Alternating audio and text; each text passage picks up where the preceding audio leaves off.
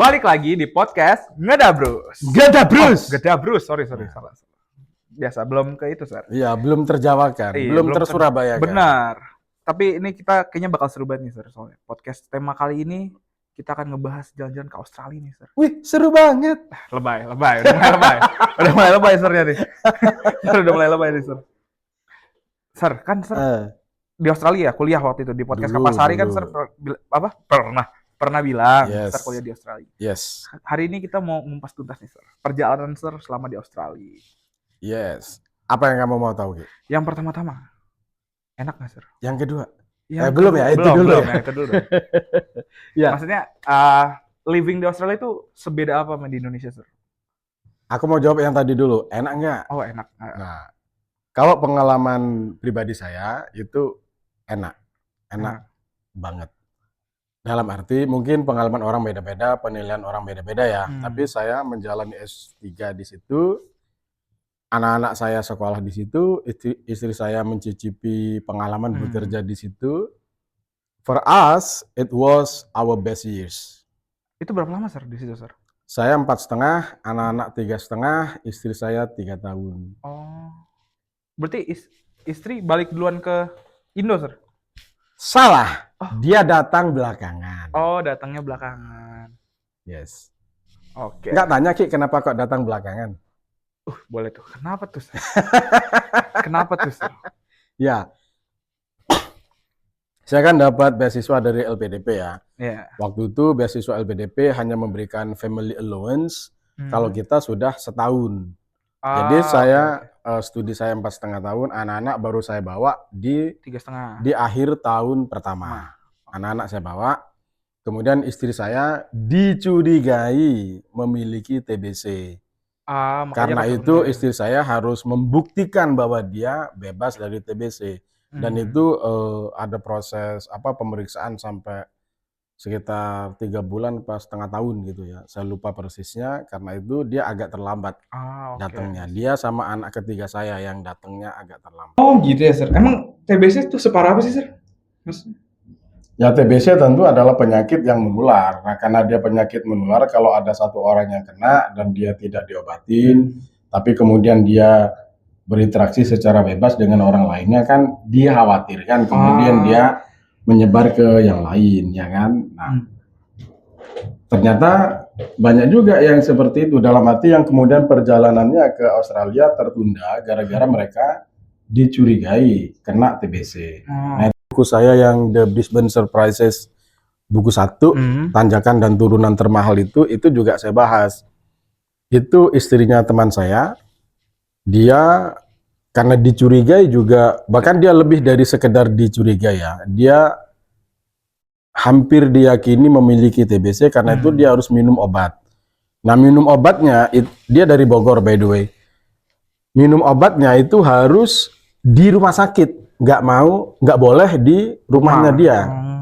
Artinya sistem di negara luar sedemikian nggak percayanya sama kita, ya kan? Ya saya nggak tahu ya, itu berita, tentu itu berita buruk bahwa mereka sedemikian nggak percaya kepada kita, tapi mungkin baik juga untuk kita berintrospeksi, kenapa kok orang lain sampai segitunya nggak percaya ke kita. Jadi dia harus minum obat itu di rumah sakit untuk kemudian direcord ya, dipastikan bahwa selama 6 bulan itu dia memang selalu minum obat itu, sehingga dari Bogor dia terpaksa harus ngekos di Jatinegara karena rumah sakit dia di Jatinegara. Ya, harus se-effort itu. Mereka emang segitunya sama foreigners doang apa emang? Ya, kalau yang misalnya warga negara kan harusnya mereka juga sudah diperiksa ya, atau mengalami pemeriksaan rutin. Tapi kalau untuk foreigners itu kan mungkin karena mereka tidak tahu recordnya, sehingga mereka harus berhati-hati. Menarik sih, berarti emang ketat itu ya kalau di Australia tentang... Sangat, pada dasarnya ketat untuk semua penyakit, terutama penyakit yang menular. Tapi aku pernah dengar, Sir, nggak cuma penyakit aja nggak sih, Sir? Kayak barang-barang bahan masakan juga pernah. Kalau di pesawat bisa kena denda juga kan, mahal, Sir? Iya, betul. Jadi teman-teman, ada sekian produk yang harus sangat ekstra hati-hati ya kalau mau kita bawa ke negara lain. Dalam konteks ini tentu dibawa ke Australia, karena ada beberapa barang yang terbilang haram untuk dibawa. Pada dasarnya karena Australia ingin melindungi wilayahnya ya. Salah satu contohnya ketika marak kasus sapi penyakit mulut dan kuku pada sapi ya, maka semua produk berbasis daging sapi itu diperketat, bahkan mungkin tidak diperbolehkan. Kemudian tapi di hampir semua periode tanaman atau produk-produk tanaman kayak buah, daun dan sebagainya itu harus dideklar. Nanti pihak custom yang akan memutuskan apakah itu boleh dibawa masuk ke Australia atau tidak. Kalau kita misalnya fail to declare, kita bawa tapi kita kemudian tidak menyampaikannya, tidak melaporkannya, dan kemudian ketahuan, itu dendanya bisa besar sekali. Berapa tuh, Sir? Paling besarnya yang Sir pernah tahu?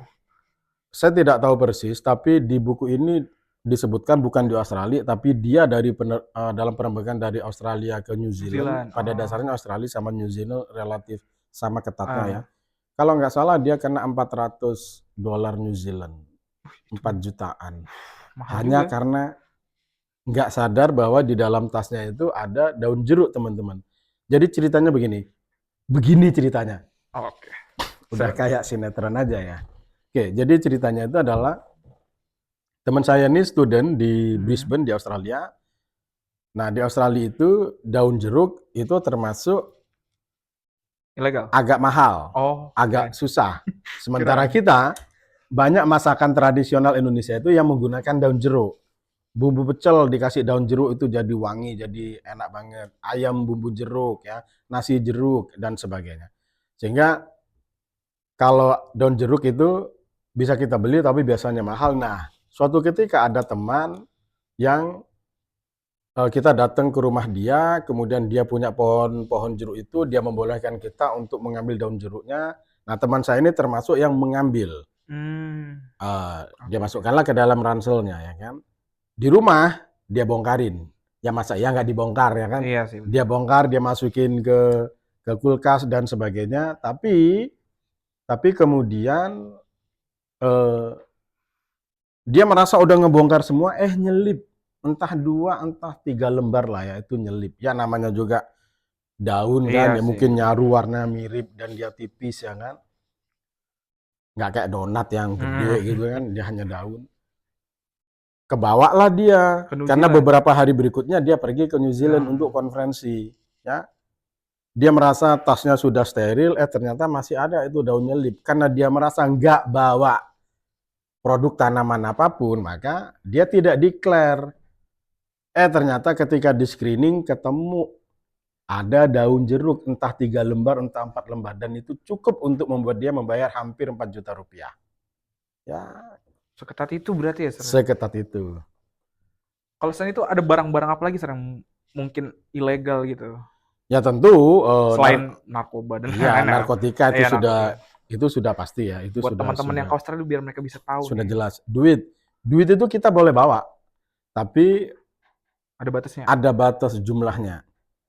Saya kurang aware karena saya nggak pernah bawa duit dalam jumlah besar, sehingga poin yang itu saya nggak terlalu perhatiin karena kayaknya nggak applicable ke saya. Suatu saat akan aman aja itu. Iya. Amin kan nggak ya? Amin deh. Amin nggak? Amin sedunia ya. Amin. Itu Udin sedunia. Udin yang pertama namanya Awal Udin. Nah, oke. Lanjut. Apalagi Ki? Ayo Ki. Apalagi ya? Mungkin itunya, Sir. Orang-orang di sana gimana, Sir? Australia. Apanya yang gimana? Ramah kah? Apa cenderung rasis kah? Oke, dua-duanya ada Ki. Ada. Dua-duanya ada dan dua-duanya diceritakan di buku ini Ki. Ada dua-duanya? Ada. Oke. Gak usah kaget, biasa aja. Itu gimmick. Enggak, masih serius, nggak gimmick, Sir, itu. Genuine, kaget. Kaget. Jadi teman-teman, orang Australia pada dasarnya mereka relatif ramah ya. Boleh kita sebut mereka tuh ramah. Dalam arti kalau kita lagi jalan pagi atau lari pagi, mereka lari dari arah sana, kita lari dari arah sini, ketemu. Biasanya mereka akan ngomong selamat pagi atau hello ya, senyum ya. Ya kita balas senyum dong, masa kita Jutekin. Enggak lah ya, Masa masa kita jutekin? jutekin? Ya enggak lah. Di negara orang jutekin orang. Nah, cuman itu ramah. Pada dasarnya mayoritasnya seperti itu. Tapi tentu ada juga yang rasis. Nah, suatu ketika nih dua teman saya lagi berbelanja di supermarket ya, ibu-ibu, Bapak-bapak? enggak, Oh enggak. nenek-nenek, enggak, ibu-ibu ya, Sorry, ibu-ibu. sorry. Dua orang ibu pada lebih tepatnya ada dua orang ibu teman saya ini, mereka lagi belanja di supermarket. Mereka nggak sadar bahwa mereka agak ngalangin jalan. Ya Oh ya. mungkin ibu-ibu sempat ngobrol atau bagaimana, Oke. terus asik gitu ya. Iya. Agak-agak ngalangin, ada bule yang kemudian marah-marahin mereka. Untungnya, udah dimarahin masih untung lagi, ya kan? Iya. Maksudnya, Untungnya mereka nggak terlalu paham bahasa Inggris sehingga nggak nyelekit-nyelekit banget gitu ya. Bahwa mereka lagi dimaki orang karena mereka nggak terlalu paham bahasa Inggris, ya nggak terlalu masuk makiannya ya kan. Tapi kemudian ada pacar teman yang lain yang orang bule juga. Nah pacar ini yang kemudian nggak terima. berantem mereka, Sir? Iya, adu mulut. Oh, Ternyata gitu. enggak Oh, lah. Kirain. Ya kan? Emang ada Holy Wing di situ? Oh, iya. Enggak kan? Beyond, Sir, Beyond. Iya. Nah, Celos. kemudian intinya mereka dibelain lah. Baru kemudian beberapa hari kemudian bertemu si ibu-ibu ini dengan pacarnya si teman, barulah kemudian berkata ada apa? Oh ternyata begitu ya, intinya dirasisin lah. Nah, Sir, tadi kan Sir udah bahas dari masalah daun jeruk kena cukai, kena rasis, dan yang lain-lain. Sir, ada nggak kayak tantangan mental yang Sir hadapin pas awal-awal di situ gitu? Nggak ada.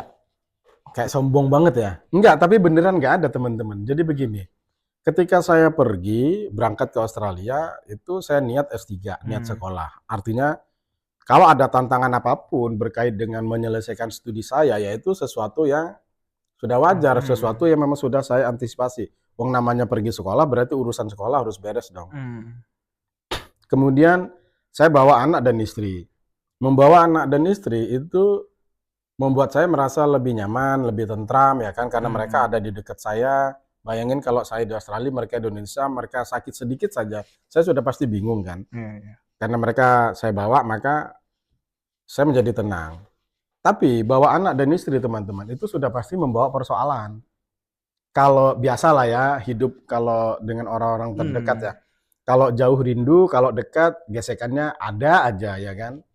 Nah, itu pasti dialami juga oleh siapapun. Iya, benar. Nah, ketika saya membawa anak dan istri, saya sudah sadar akan potensi itu, sehingga kalau misalnya gesekan itu suatu ketika terjadi ya nggak ada hal lain kecuali harus kita selesaikan kan gitu ya. Kemudian datang ke negara orang, artinya akan bertemu dengan orang baru, dengan budaya baru, itu juga sudah saya antisipasi, dalam arti saya sudah menyiapkan tekad, menyiapkan kalau ada begini ya saya harus bagaimana, kira-kira begitu. Sehingga nyaris tidak ada yang namanya yang gimana banget itu, enggak ada. Alhamdulillah 4,5 tahun itu untuk ukuran orang yang PhD membawa keluarga itu adalah 4,5 tahun yang sangat mulus. Happy banget di situ. Banget, saya happy banget. Banyak yang bisa saya kerjakan. Bayangin, saya S3 ya.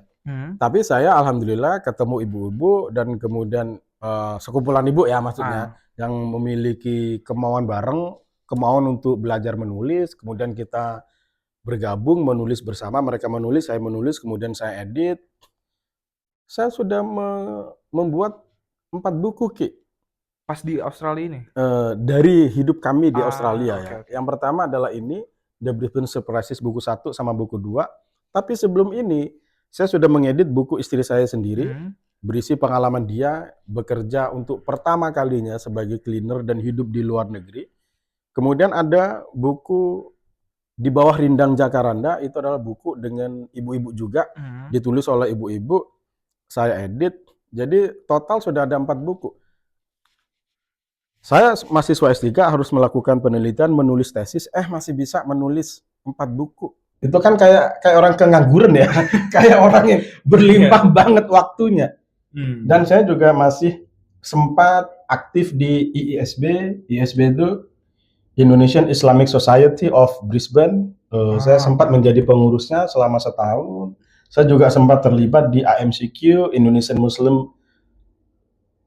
Sorry AMCQ kok saya jadi lupa sebentar. Indonesian Muslim Community of Queensland, Indonesian Muslim Center of Queensland, IMCQ. Saya relatif aktif di situ selama beberapa tahun. Saya juga mengisi beberapa acara mahasiswa. Saya bukan kupu-kupu, kuliah pulang. Ya. Apalagi S3 emang nggak ada kuliah, isinya riset doang di Australia. Sombong dikit. Sehingga ya artinya kalau saya bisa melakukan semua itu berarti urusan di diri saya sendiri relatif beres, alhamdulillah. Sehingga tapi memang cukup banyak teman lain yang struggle dalam cukup banyak hal. Saya alhamdulillah kebagian yang nggak terlalu struggle. Yes. Tapi kan tadi saya juga sempat bilang di situ 4 tahun ya. 4,5 tahun. Terus Sir kan tadi ada sempat nyinggung bawa bekalnya nggak banyak kan Sir? Buat kuota maksudnya uang di sana. Itu Sir 4,5 tahun sama istri sama keluarga gitu nyari Sir sambil nyari kerja sampingan kah atau? Ya, jadi LPDP kan di atas kertas tidak boleh kerja, kecuali kerja di lingkungan kampus. Dalam arti bekerja di bidang penelitian atau pengajaran. Ya alhamdulillah saya teman-teman yang lain banyak yang kerja sih. Tapi bagi saya itu ya wajar lah orang-orang bekerja selama mereka bisa, bagi saya pribadi ya. Saya tidak ingin ngomentarin LPDP atau meminta LPDP mengubah kebijakannya atau bagaimana, enggak. Cuman kalau dalam pikiran saya pribadi, selama mereka bisa komit kepada diri mereka sendiri, selama mereka bisa disiplin menyelesaikan perkuliahan mereka, maka seharusnya bekerja itu tidak menjadi problem. Yang harus dilihat adalah mereka berhasil menyelesaikan studinya atau tidak. Tolak ukurnya hanya itu. Kalau mereka mau bekerja kayak mau gimana tapi studinya selesai, nggak apa-apa. Nggak kerja tapi studinya nggak selesai, nah itu bermasalah. Ya kan, lu ngapain aja dibiayain negara tapi kok nggak selesai, ya toh? Tapi kalau dia masih selesai, bagi saya nggak apa-apa. Untungnya bagi saya, bekerja saya di kampus, alhamdulillah saya jadi tutor. Lumayan, jadi istri saya itu kan jadi cleaner ya. Cleaner itu waktu itu 25 per jam, Ki. $25 per jam. Kalau kita bekerja 4 jam saja, Ki, $100. Kalau dirupiahin 1 juta. Bekerja 4 jam dirupiahin 1 juta. Kalau dia bekerja 8 jam, 1 shift 2 juta sehari. Ya kan, sehari. Kalau seminggu 5 hari, maka udah dapat berapa? Banyak deh pokoknya. Kalau 1 juta, enggak, kita hitung aja, Ki, biar kalian 6 juta ya. Enggak dong. 60, 60 Sir. Berapa sih? Sorry ya teman-teman, ini memang bukan anak eksak ya, sorry. Aduh. Bentar. 1 juta per hari. Kalau ambil 4 jam. Ya kan? Iya, kali 30 sebulan. Kali 5 dulu. 5 dulu. Kali 5 dulu seminggu, ya kan? Dapat 5 juta. 5 juta. Kalau dia bekerjanya full 8 jam, maka dia mendapatkan 10 juta. Iya. Tapi anggaplah yang 4 jam aja lah. Kayak istri saya dari jam 6 pagi sampai jam 10 pagi, yang 4 jam doang. Itu kan dia dapat 1 juta per hari, 5 juta seminggu. Sebulan, kalau sebulannya itu hanya 4 minggu aja, itu dia sudah dapat 20 juta, Ki. Tapi itu dia ada liburnya nggak? Apa emang setiap hari masuk? Kalau ya Senin sampai Jumat. Working day saja ya berarti. Sabtu Minggu libur. Nah, bagusnya teman-teman kalau bekerja di hari Sabtu dapat overtime 2 kali. Itu kan overtime ya, Sir? Kalau bekerja di hari libur tanggal merah 3 kali, Bos. Jadi 1 jam yang biasanya dibayar $25 menjadi $75. Ya itu kesempatan besar bagi kami tentunya. Masih ada lowongan nggak, Sir? Agak sempit sih, Ki. Agak sempit. Ya, agak sempit. Lowongannya agak sempit. Oke. Itu terowongan nggak sih? Ya. Ketawa kek.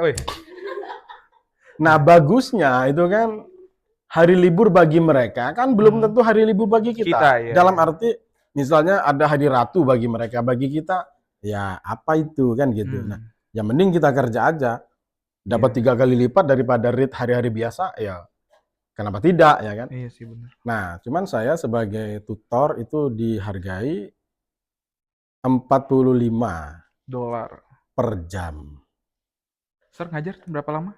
Nah, bagusnya lagi kalau kita ngajar itu yang dibayar itu bukan hanya pada jam ketika kita ngajar, tapi mereka mengakui, mereka menyadari bahwa untuk mengajar itu harus ada persiapan. Maka untuk setiap kali kita mengajar 1 jam, persiapannya adalah 1 jam. Sehingga saya dibayar jam mengajarnya dan jam persiapannya. Karena mengajar itu harus dievaluasi juga, maka jam evaluasinya itu juga dibayar. Sehingga kalau saya mengajar untuk 1 mata kuliah, ya, untuk 1 kelas, maka setiap 1 jam saya nutor, itu saya dibayar 3 kali, Ki. Jadi 45 kali 3, Ki, per jamnya, Ki. 135, Ki, per jam. Gurih ya? Gurih banget, Sir.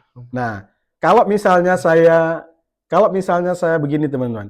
Kalau misalnya saya ngajar untuk 2 sesi pada mata kuliah yang sama, maka untuk sesi yang A, saya dibayar 3 kali. Untuk sesi yang B, saya dibayar 2 kali. Yaitu untuk pengajaran dan untuk evaluasinya saja. Kenapa? Karena persiapannya sudah ikut yang tadi, yang pertama. Karena mata pelajarannya sama, mata kuliahnya sama ya. Alhamdulillah saya nutor di cukup banyak kelas, bukan karena pinter, tapi karena butuh ya. Sehingga ya sambil ngerjain tesis juga sekaligus nutor, dapatnya ya lumayan, alhamdulillah. Itu gede nggak sih, Sir, buat lumayan? Oh, ya. Tapi kalau di sana emang biaya hidupnya mahal juga sih, Sir. Iya, memang di situ mahal, tapi kamu percaya nggak kalau aku bilang bahwa biaya hidup di Australia lebih murah lah daripada di sini? Beneran. Kalau pakai kurs mereka apa kurs kita juga? Ya tentu. Kurs mereka kan, maksudnya. Saya akan bilang dua cara melihat ya. Oke. Yang pertama adalah dengan cara melihat, membandingkan antara yang kita peroleh dengan yang kita belanjakan. Persentase antara yang kita peroleh dengan yang kita belanjakan. Nah, yang kita peroleh itu kan UMR-nya Brisbane itu kan kira-kira 7 kali UMR-nya Bekasi ya. Jelas. 7 kali UMR-nya Bekasi, tetapi biaya hidup yang saya rasakan itu kurang lebih hanya 2 kalinya biaya hidup di Bekasi. Oke. Padahal pendapatannya 7 kalinya, pengeluarannya sekitar 2-3 kalinya. Artinya masih untung banyak dari itu saja, ya kan? Itu yang pertama. Kemudian yang kedua, saya untuk belanja, memang di situ yang paling mahal itu rent ya teman-teman, atau biaya rumah ya, ngekos, ngontrak ya, itu per minggu dan itu mahal sekali. Dulu di masa saya itu 1 unit dengan 2 kamar dan 2 kamar tidur, satu dapur, 1 kamar tengah, 1 kamar mandi, 1 garasi, dan semuanya itu berkualitas baik ya. Karena memang mereka menjaga banget ya standar kehidupan. Itu waktu itu saya dapat murah, dapat 3 jutaan seminggu. Tapi kalau mau range-nya itu sekitar 3 juta sampai 3,5 juta lah. Dolar? Seminggu. Dolar? Ya rupiah dong. Rupiah. Jadi kalau didolarin ya sekitar 300 300-an ya. sampai $350 per minggu. Itu memang biayanya besar sekali. Tapi biaya makan, ya untuk belanja untuk keluarga ya itu murah banget. Untuk transportasi juga relatif murah. Sehingga kalau kita gabung, anggaplah ya dalam sebulan kalau kita itu 300, sebulan itu berarti 1.200. Anggap dengan kelebihannya 1.250 lah ya. Dalam sebulan. Untuk makan dan sebagainya saya itu nggak sampai 600. Anggap 600 deh, berarti kan sudah berapa tuh? Kita hitung-hitungan ya teman-teman. 1.850. Ya, 1.850. 1.850 dikali, bukan dikali, 1.850 kemudian ditambah ya bensin lah ya. Bensin itu